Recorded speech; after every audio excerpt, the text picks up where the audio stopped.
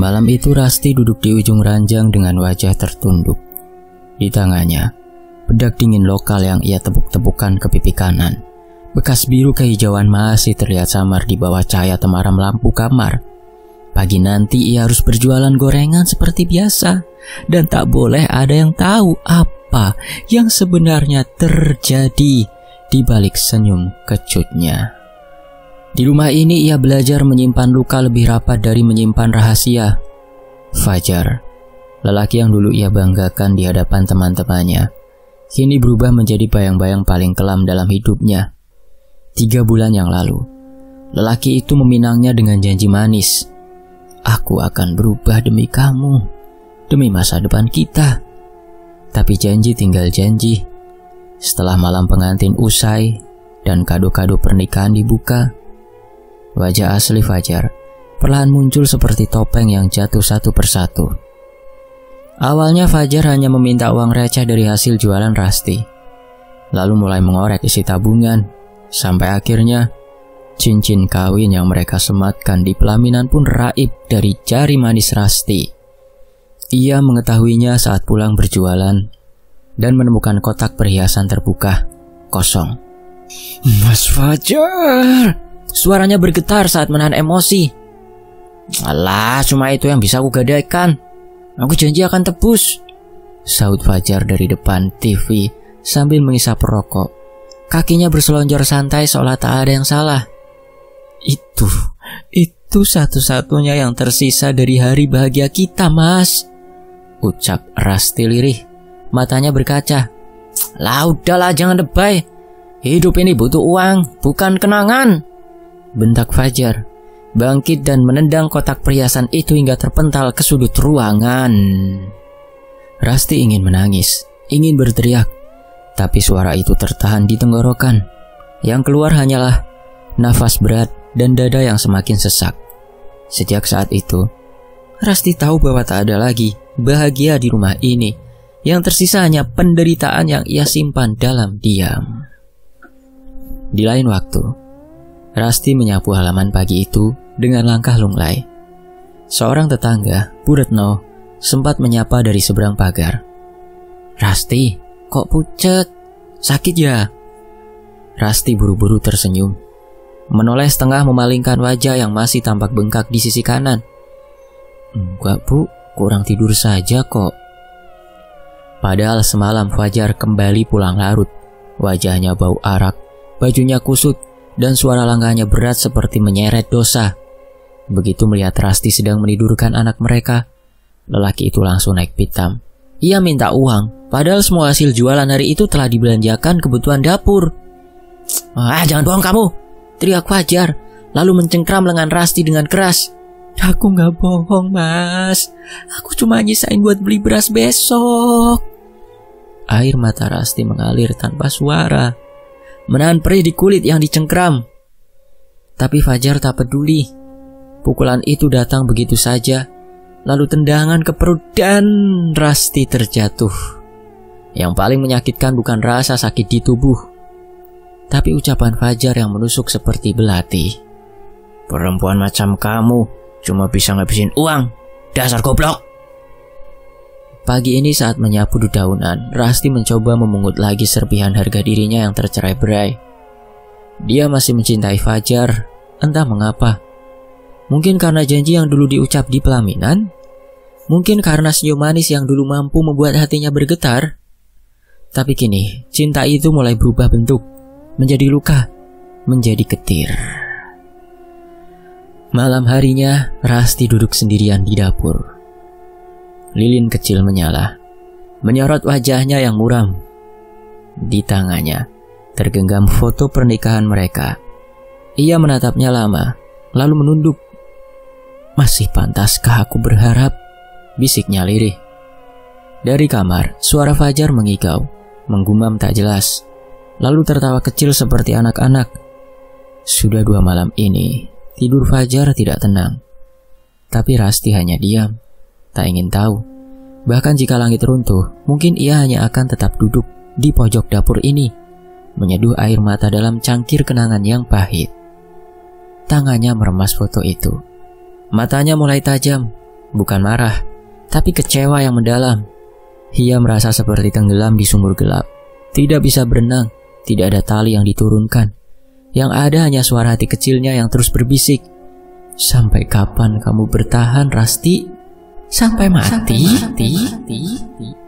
Dan saat itu, untuk pertama kalinya, muncul percikan niat yang belum pernah ia bayangkan.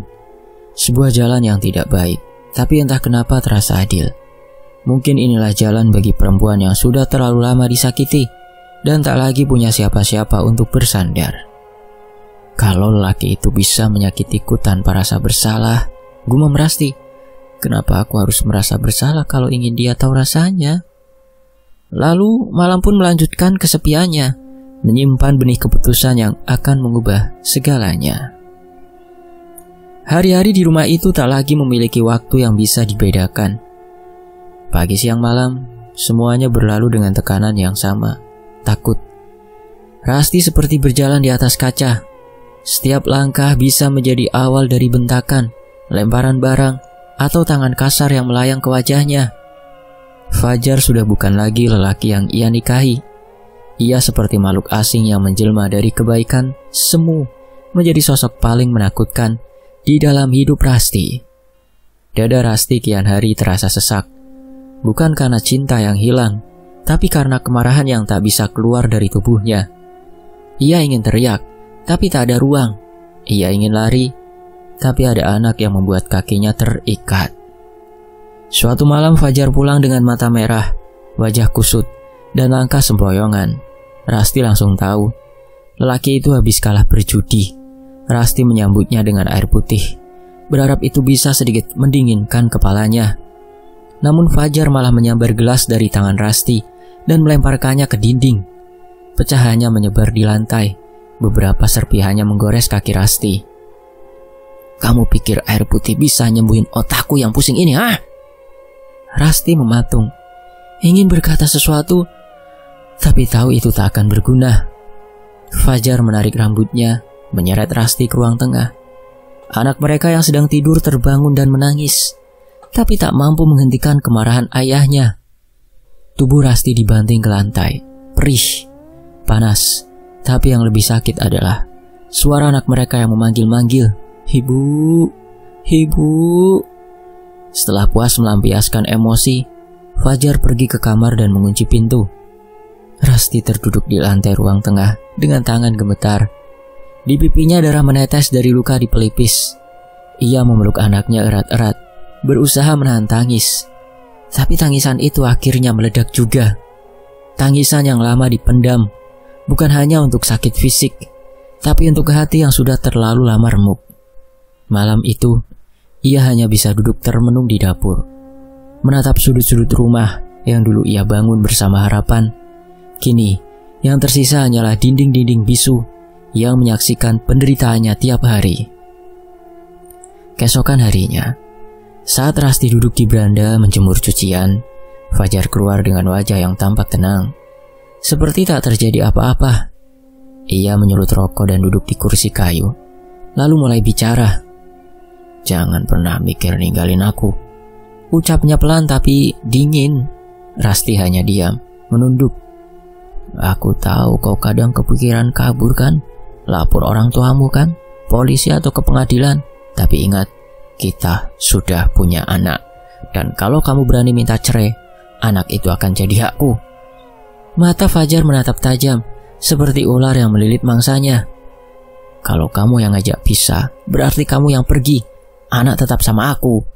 Itulah senjata Fajar. Bukan sekadar pukulan, tapi ancaman kehilangan anak.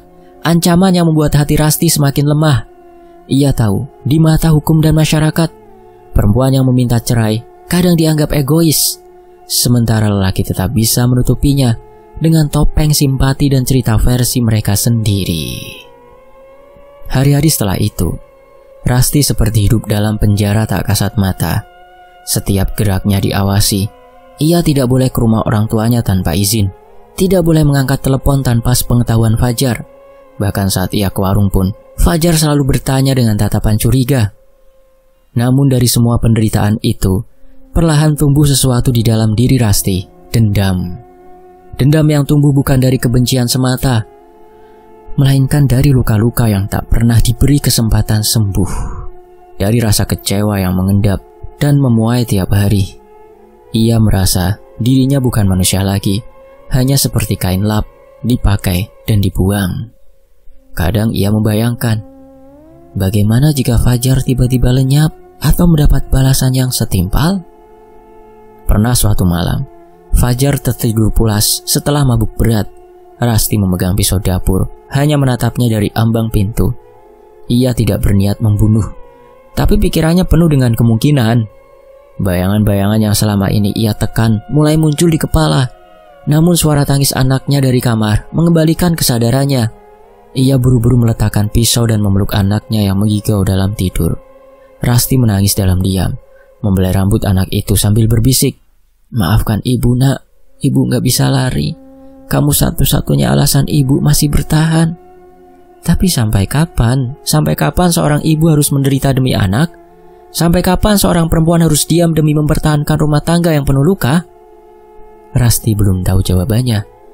Tapi satu hal pasti, malam demi malam ia semakin yakin Fajar tak bisa terus dibiarkan begitu saja.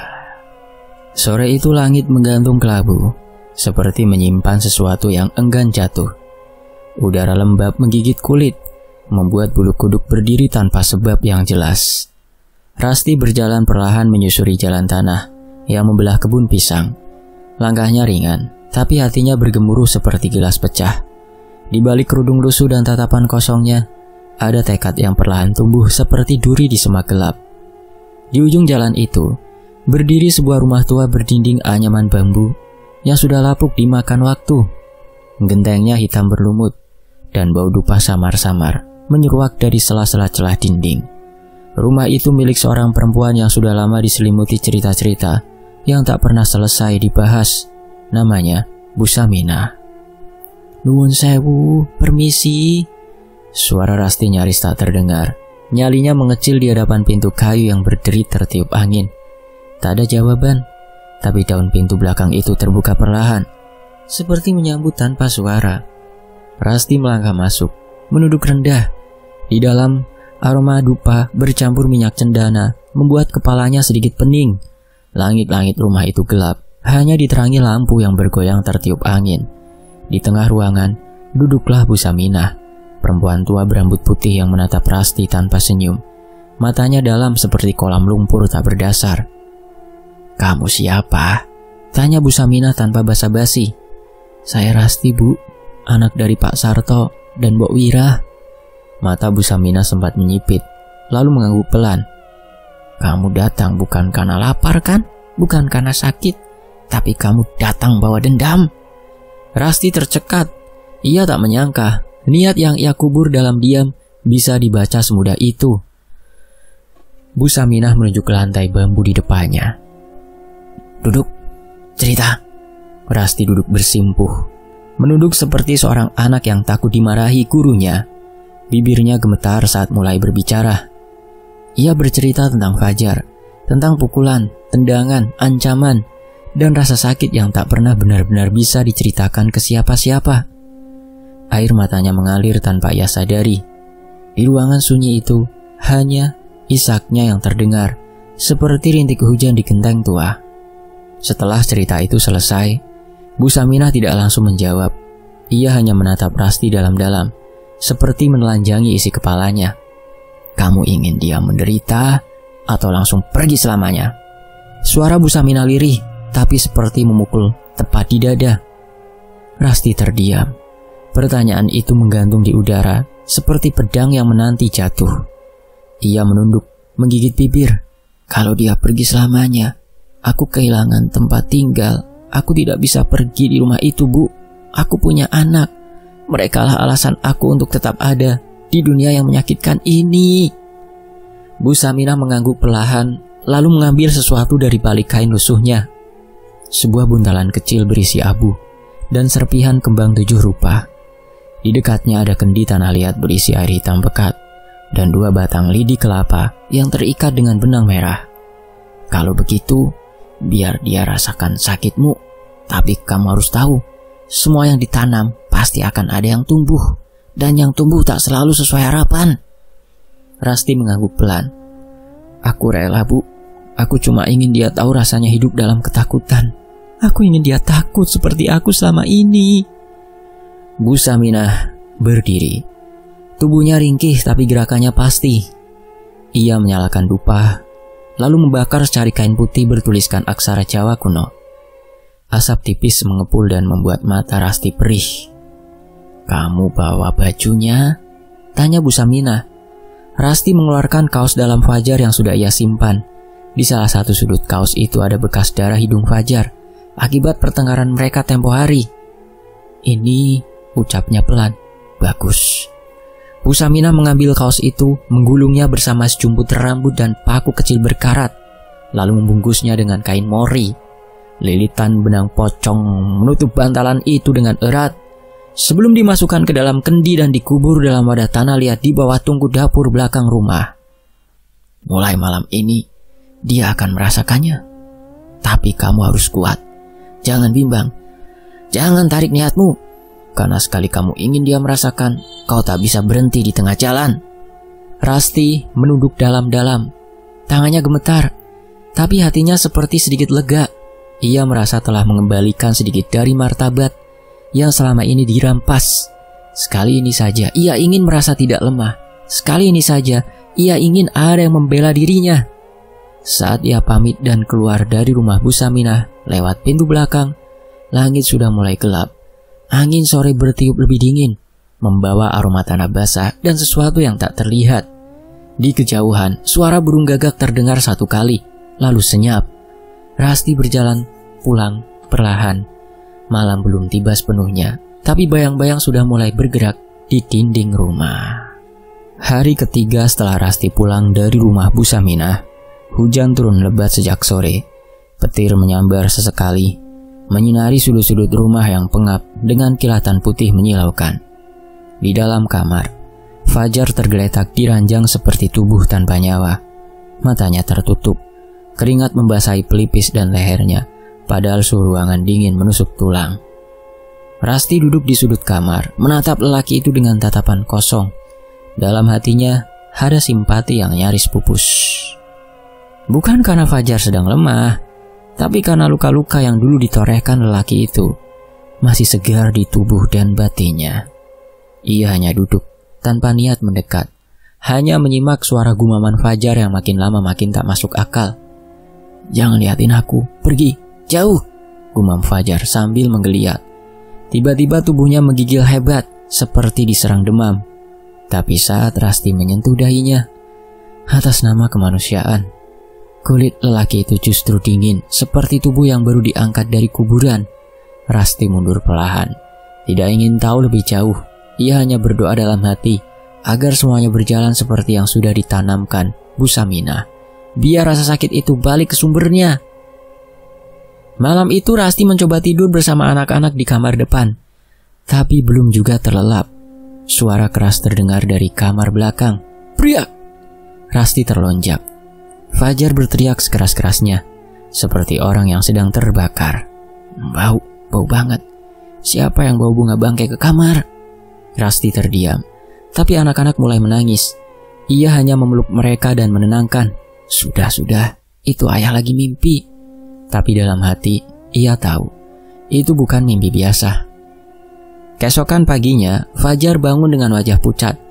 Ia memandangi jendela kamarnya yang terbuka. Gorden berkibar pelan tertiup angin.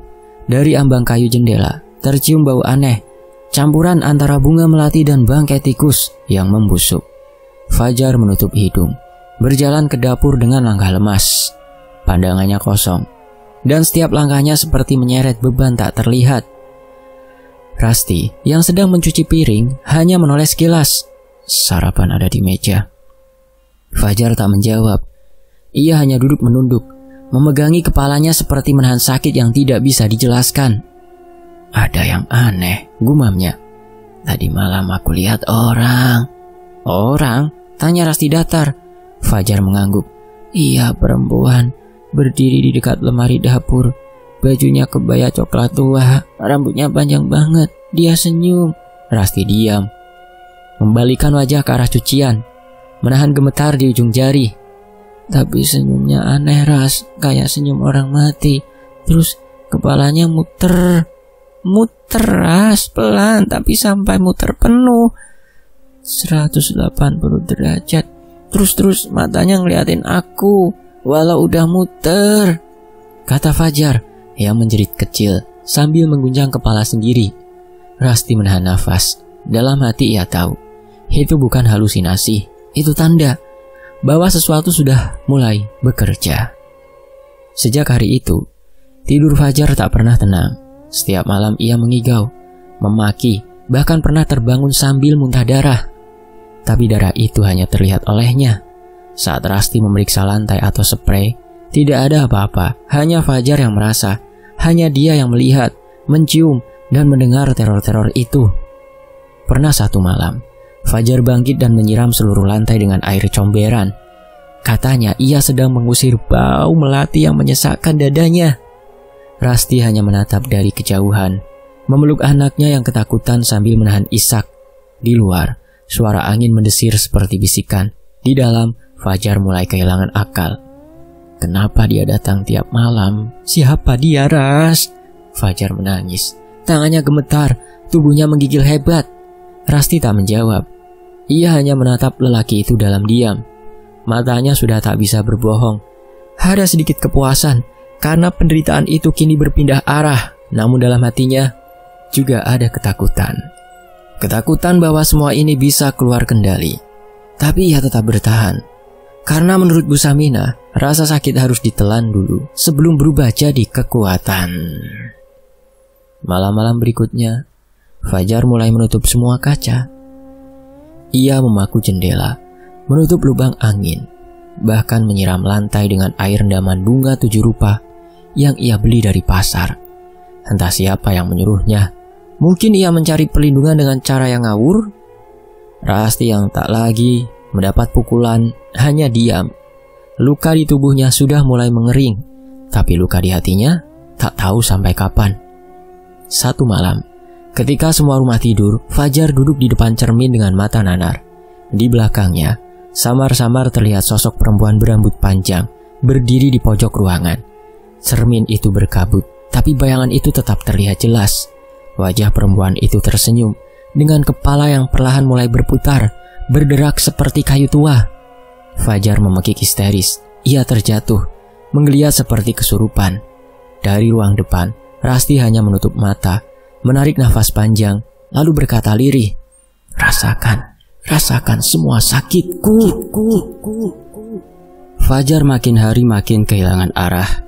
Ia tak lagi bisa membedakan antara kenyataan dan mimpi. Siang hari tubuhnya lemas, matanya sayu. Kulitnya pucat kekuningan seperti mayat yang belum dikafani. Malam hari, ia lebih mirip orang linglung, menatap sudut-sudut rumah, berbicara sendiri, atau tertawa lirih seperti sedang bercakap dengan sesuatu yang tak terlihat. Rasti hanya mengamati dari kejauhan, diam, tapi penuh waspada. Ia tidak ingin ikut campur, karena setiap langkahnya kini adalah bagian dari jalan yang sudah dipilih. Ia tahu, semua ini bukan semata mimpi buruk. Ini adalah hasil dari apa yang telah ditanam, dan kini buahnya mulai matang. Puncaknya terjadi ketika Fajar, entah karena jengkel, frustasi, atau sekadar menantang apa yang tak bisa ia lihat, kencing sembarangan di pojok dapur, tempat yang selama ini dikeramatkan oleh para tetua karena konon menjadi lintasan makhluk halus. Bahkan almarhum Mbah Dirjo dulu pernah berkata, jangan sembarangan di pojok dapur rumah tua. Di sana ada tempat mereka lewat. Tapi Fajar dalam kepalanya yang makin rusak sudah tak peduli. Ia berdiri di pojok itu, membuka celana dan membuang hajat kecilnya sambil memaki-maki. Sana, kalau berani ganggu, ada berhadapan sama aku. Jangan cuma di mimpi doang. Air seninya mengalir ke lantai tanah yang lembab, menimbulkan bau busuk menyengat. Tapi yang paling menyeramkan bukanlah baunya, melainkan suara lirih yang terdengar dari langit-langit dapur. Seperti desisan, seperti bisikan. Bisikan perempuan yang tertahan, menggeram. Tak lama kemudian, tubuh Fajar tiba-tiba kaku. Tangannya menegang. Matanya melotot besar, seperti hampir keluar dari rongga. Lidahnya menjulur panjang, bergetar hebat. Ia terjatuh, menabrak rak piring, dan menggulingkan segala isi dapur. Rasti berlari dari kamar, melihat tubuh Fajar kejang-kejang di lantai. Ia menyuruh anak-anak tetap di dalam kamar, lalu berdiri mematung di ambang pintu dapur. Antara kasihan dan takut, antara ingin menolong, atau membiarkan semuanya berlangsung sesuai takdir yang sudah ia pilih. Fajar mendesis. Suaranya bukan suara manusia.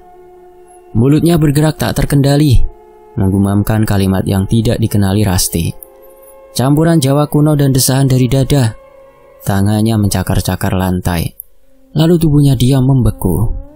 Setelah beberapa menit, Fajar tersadar, tapi ia tidak bicara apapun, hanya menatap kosong, lalu menangis seperti anak kecil.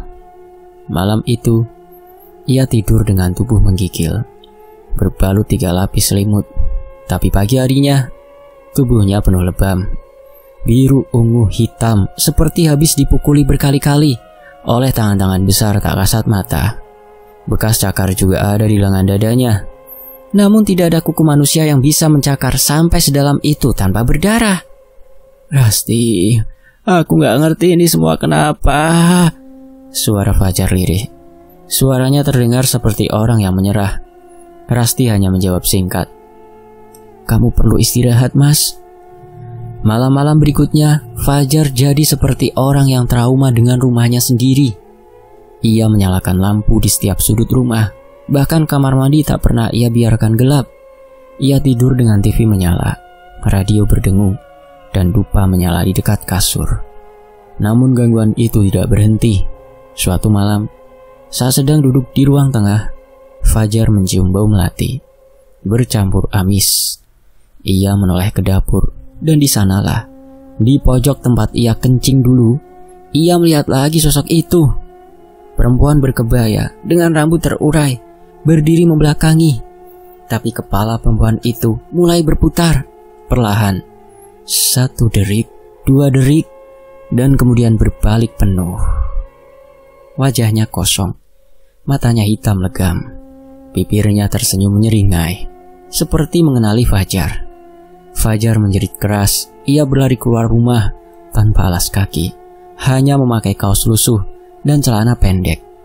Ia berlari menyusuri jalan kampung tengah malam, menggedor rumah tetangga.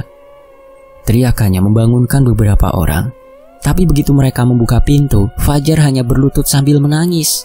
Tubuhnya gemetar. Dia datang lagi. Kepalanya muter. Aku disuruh ikut. Dia bilang waktuku sudah dekat. Warga mulai resah, tapi tak ada yang berani mengusik rumah itu. Beberapa dari mereka tahu siapa Bu Saminah, dan meski tak menyebut nama, mereka mulai berbisik-bisik soal kemungkinan bahwa Fajar kena balas santet. Tapi siapa pelakunya? Tidak ada yang berani menuduh, hanya Rasti yang diam. Ia tetap merawat anak-anak, tetap berjualan seperti biasa, tetap menyapu halaman setiap pagi, seperti tak terjadi apa-apa. Tapi dalam hatinya, ia tahu, ini belum akhir, ini baru bagian dari perjalanan panjang menuju pelunasan rasa sakit yang selama ini ia tanggung sendiri. Dan malam-malam berikutnya masih panjang. Pagi itu, matahari belum tinggi ketika Fajar duduk mematung di beranda. Rokoknya hanya terbakar separuh, sisanya dibiarkan padam di antara jari-jari gemetarnya. Wajahnya kuyuh, matanya cekung dengan lingkaran hitam yang menebal sejak berminggu-minggu.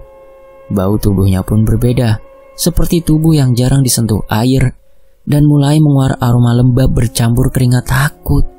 Di dalam rumah, suara sendok beradu dengan piring menjadi satu-satunya tanda kehidupan. Rasti sedang menyiapkan sarapan anak, seperti biasa. Tidak ada yang berubah dari gerak-geriknya, masih tenang, masih diam. Tapi bukan ketenangan yang damai, melainkan ketenangan yang beku, dingin, seperti batu nisan yang sudah lama berdiri tanpa pernah disentuh doa. Fajar menatap punggung istrinya dari ambang pintu. Di balik punggung itu, ada luka yang ia ciptakan sendiri, luka yang dulu ia anggap sepele, luka yang ia pikir akan hilang dengan sedikit kata manis, dengan pelukan atau maaf. Tapi sekarang ia tahu Beberapa luka yang ia hajarkan ke tubuhnya tidak sembuh. Beberapa luka berubah menjadi jurang yang tak bisa dijembatani. "Ras!" Suara Fajar serak, hampir tak terdengar. Ia berdiri dengan tangan menggantung lemah. Rasti tidak menoleh. Ia terus menuang nasi ke piring, menyendok sayur, lalu meletakkannya di meja. Ia tahu Fajar berdiri di sana, tapi dia tidak peduli. Atau mungkin memang tidak ada lagi ruang untuk peduli. "Aku minta maaf." Masih tak ada jawaban. Fajar melangkah masuk perlahan, lalu berlutut di dekat kursi makan. Ia menunduk dalam-dalam, hampir menyentuh lantai. "Aku salah, Ras. Aku khilaf. Aku tahu aku sudah terlalu banyak nyakitin kamu. Aku mau berubah. Aku udah berhenti judi. Udah seminggu aku kerja di bengkel teman. Aku bakal balikin semua uangmu, cincin kawin itu. Aku akan nebus. Aku akan nebusnya, Ras. Lihat ini." Dengan tangan gemetar, ia sudah mengeluarkan kotak kecil dari saku celananya. Di dalamnya tergeletak cincin pernikahan yang dulu ia gadaikan tanpa rasa bersalah. Kini, cincin itu seperti benda asing di antara mereka berdua. Kilauannya tak lagi bermakna, hanya pengingat dari janji yang pernah dilanggar. Rasti melirik sekilas, lalu kembali duduk. Ia menyuapi anaknya tanpa bicara, seakan tak mendengar. Fajar menahan nafas. Ia ingin menangis, tapi air matanya sudah kering. "Aku mohon, Ras. Bicaralah. Marah kek, maki aku kek, pukul aku kek. Tapi jangan diam begini, Ras. Aku gak sanggup." Suapan Rasti berhenti sesaat, tapi ia hanya menarik nafas dalam dan mengembuskannya pelan. "Aku udah terlalu banyak bicara di masa lalu. Sekarang, aku sudah kehabisan kata, Mas." Fajar terdiam. Kata-kata itu lebih menyakitkan dari tamparan. Ia merangkak mendekat, mencium ujung kaki istrinya sambil terisak. "Aku cuma ingin kamu tahu, aku mau perbaiki semuanya, Ras." "Perbaiki?" Rasti akhirnya bicara. Suaranya pelan tapi tajam. "Kamu kira hidup ini bisa diulang? Hah? Seperti baut lepas yang tinggal dipasang ulang? Luka di sini, Mas." Ia menunjuk dadanya. "Nggak punya tombol reset dan sayangnya kamu terlalu telat, Mas." Fajar menunduk. Seluruh tubuhnya bergetar. Rasti berdiri, mengambil kotak cincin di lantai. Ia menatap benda itu lama, lalu membukanya, mengamati sekeliling cincin yang dulu ia kenakan dengan harapan. Sekarang, benda itu seperti puing-puing kapal karam. "Simpan aja, itu milikmu sekarang. Aku udah gak butuh simbol dari hubungan yang kosong." Anaknya memandang tanpa mengerti. Dia hanya melihat ayah mereka menangis dan ibunya yang terus terlihat tenang. Tapi kelak, anak itu akan tahu bahwa tidak semua air mata bisa menghapus dosa, dan tidak semua kata maaf bisa mengembalikan cinta yang sudah mati. Fajar akhirnya berdiri perlahan. Ia keluar dari rumah seperti mayat hidup. Bayangannya memanjang di teras, mengikuti langkah yang tak lagi tahu arah. Sejak hari itu, ia lebih banyak menyendiri. Tidak lagi marah-marah, tidak lagi membentak, tidak lagi meminta uang, tapi juga tidak lagi menyentuh istrinya. Ia mulai tahu batas, tapi batas itu terlalu jauh, tak bisa disentuh lagi. Rasti tetap tinggal, bukan karena memaafkan, bukan karena berharap, tapi karena anak, karena belum ada pilihan lain. Tapi satu hal yang pasti, Rasti bukan lagi perempuan yang sama. Ia sudah berubah menjadi wanita dingin, tak membenci, tak mencintai, hanya membeku. Dan bagi Fajar, itulah hukuman paling menyakitkan. Tidak dianggap, tidak dibenci, tidak dicintai, hanya tidak ada. Di lain waktu, dingin, itu kata pertama yang keluar dari mulut tetangga ketika mereka menemukan jasad Fajar di dalam kamar. Dingin, membiru, membeku, padahal pagi itu matahari sedang terik-teriknya, menyusup lewat celah genteng dan jendela. Tapi tubuh Fajar kaku seperti disimpan dalam es. Ia tergeletak di lantai kamar, mata terbuka memandang ke langit-langit rumah. Wajahnya memucat, dengan lidah menjulur sedikit dari celah bibir. Di sekujur tubuhnya, terutama tangan dan dada, nampak lebam-lebam membiru, bercampur dengan goresan-goresan kasar seperti bekas cakaran. Rasti yang menemukan jasad itu pertama kali Pagi itu ia membangunkan anak, lalu pergi ke dapur seperti biasa untuk menyiapkan sarapan. Tapi saat hendak mengambil handuk dari kamar belakang, ia melihat pintu kamar Fajar terbuka sedikit. Ada bau aneh, campuran antara melati dan bangkai binatang yang membuatnya waspada. Perlahan ia dorong daun pintu itu, dan di sanalah Fajar, diam, mati. Rasti berdiri mematung. Ia tidak menjerit, tidak menangis, tidak juga menyentuh tubuh itu. Ia hanya memandang beberapa detik, lalu melangkah keluar dan menyuruh anak menunggu di rumah tetangga. Setelah itu barulah ia meminta bantuan warga. Tetangga pun berkumpul, menggumamkan doa dan berbisik-bisik di antara rasa takut dan penasaran. Tapi satu hal yang membuat semua orang terdiam adalah penemuan yang berada di bawah ranjang Fajar. Sebuah bungkusan kain kafan usang dan kotor, dililit dengan tali pocong. Di dalamnya terdapat beberapa paku berkarat, potongan rambut, dan yang paling mengejutkan, kaos dalam milik Fajar sendiri. Semua itu dibungkus rapi seperti sesajian kutukan. Seorang warga tua berbisik, Ini bukan mati biasa. Ini mati dibuat." Pihak berwajib tidak bisa menjelaskan sebab kematian secara medis. Tak ada tanda-tanda kekerasan dari luar. Tidak ada racun. Tidak ada penyebab fisik yang jelas. Tapi warga desa tahu, dan Rasti pun tahu, bahwa ini adalah akhir dari jalan panjang yang pernah ia buka sendiri. Makam Fajar digali di pinggir pemakaman desa, dekat pohon beringin tua. Tidak banyak yang datang, bahkan beberapa warga memilih hanya mengantar sampai pagar. Enggan terlalu dekat dengan liang yang mereka tahu, bukan liang biasa. Rasti berdiri paling belakang. Tak satu tetes air mata pun keluar dari matanya. Ia memandangi nisan sederhana itu dengan tenang, lalu membisikkan sesuatu di dalam hati. Entah doa, entah pengampunan, entah salam perpisahan. Beberapa hari setelah pemakaman, rumah itu menjadi sunyi. Rasti mengemasi pakaian anak dan beberapa barang penting. Ia tidak membawa banyak, cukup satu koper besar dan satu kardus berisi buku-buku pelajaran anaknya. Ia meninggalkan lemari, tempat tidur, meja makan, semua yang pernah menyimpan kenangan dan luka bertahun-tahun. Pagi itu ia berdiri di depan rumah yang pernah jadi tempat ia belajar mencinta dan belajar menderita. Ia menatap pintu yang sudah mulai berderit, jendela yang menguning dimakan waktu, dan dapur yang pernah menjadi saksi kencing sembarangan dan jeritan minta tolong. Ia menyentuh kusen pintu, lalu tersenyum tipis. "Terima kasih," bisiknya pelan. Ia tak tahu kepada siapa kata itu ditujukan.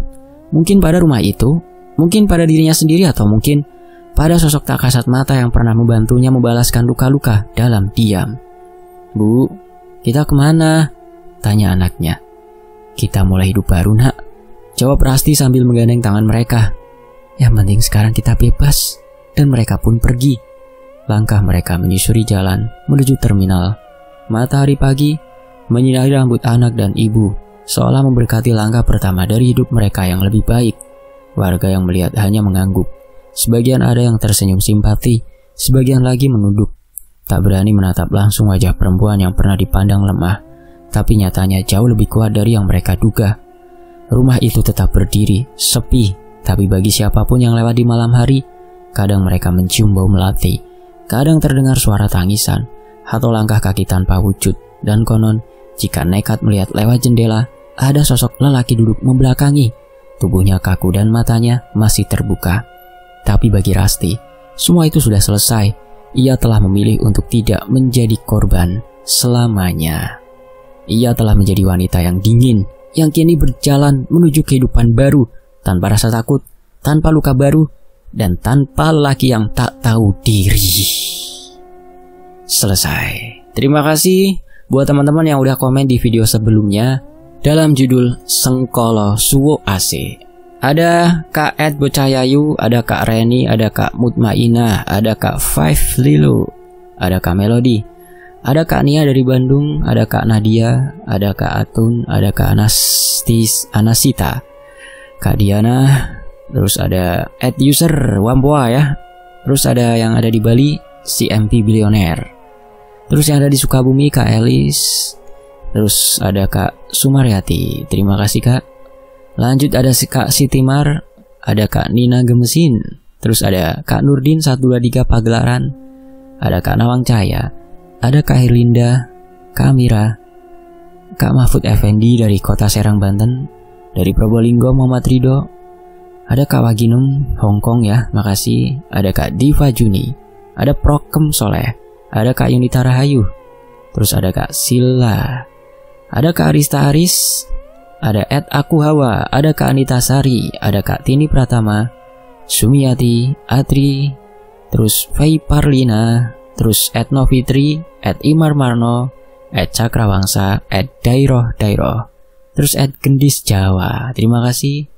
Terus ada Kak Ima Siti, dan Kak Lili, ada Kak Neni, Kak Queen, Kak Buni Kelinci, Kak Elian Cimel, Kak Ima ya yang ada di Hong Kong. Buat teman-teman yang udah nonton juga makasih ya. Saya pamit undur diri, sampai jumpa di kisah lainnya. Tetap di Tony FS. Wassalamualaikum warahmatullahi wabarakatuh.